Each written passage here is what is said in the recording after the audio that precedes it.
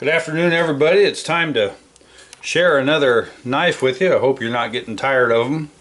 This is I'll just be quick and right to the point. This is a laddered W's Hunter. I hope you can see the pattern. The lighting in here on this is just kind of crazy, eh? There, maybe you can see some of that. Really highly figured walnut handle that just walking and talking all over the place. This is another example of what I call a frosted guard. I take some really well used coal slag because I sandblast some other stuff, and when the coal slag gets, I have to blast my knives for parkerizing.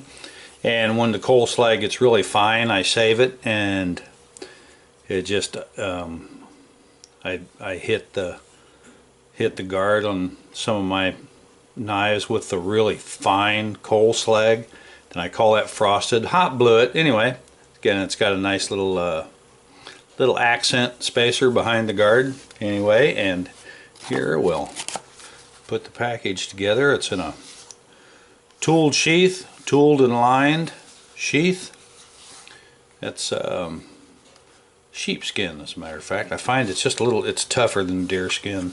Doesn't abrade as quickly. So anyway, here's our knife. Nice hunting package, right? Oh, and in the back I have a decorative cover on there. You kind of see it better. A decorative cover over the finial, covers the finial hole. It's a piece of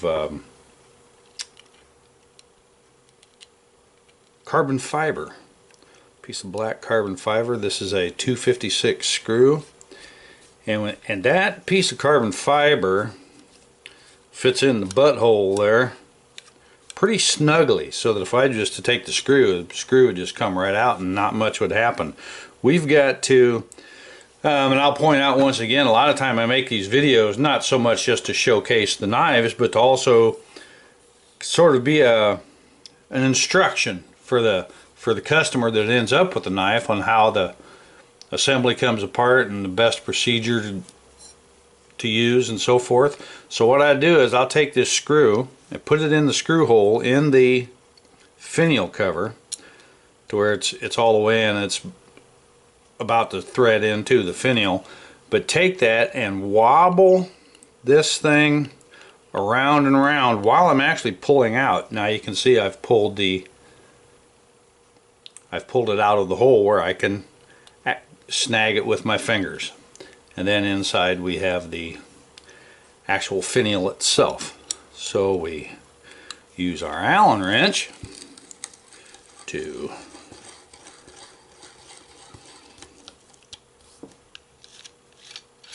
get the finial out, right? Once again, how I always like to take my knives apart, put my thumb against that. I don't want to pull the handle, the spacer, and the guard all off at once. Of course, now this thing is going to be sharpened here before I send it out, so I just hold on to keep that guard. I'm holding the knife in my hand. I hold on to that guard and push the handle off. Now here we have, now I take the guard off, and of course maybe I can snag this spacer, right? A little accent spacer, and some oil in here. And here's our two alignment pins. This thing only goes on one way. There's a couple little pin punches on here that are going to go toward the handle material. We can get things lined up.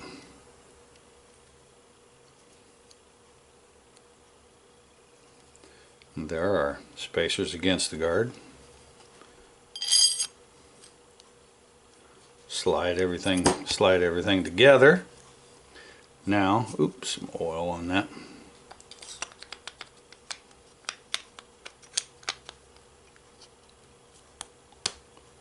Slide our handle on.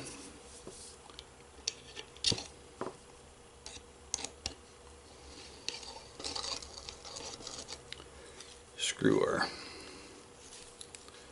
finial on in.